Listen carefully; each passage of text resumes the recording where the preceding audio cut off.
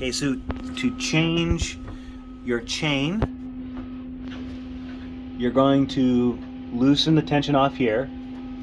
This is your tensioning bolt, so you loosen it off. Now, either one of these dogs, you can see right here, either this dog here or another dog similarly close, just kind of mark it where it's at. Pull the locking pins out, push it through, pull it out, put your new one in, line it up where the last dog was, so that you kind of have a good idea where it was.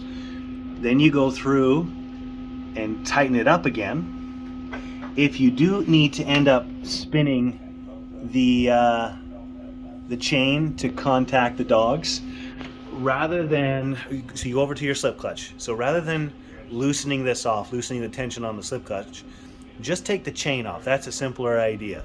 So take the pin out, just pull the pin right out, take the chain off of here, then you can actually freehand spin this to contact the dogs, and that's how you change it, and that's a really simple way of doing it.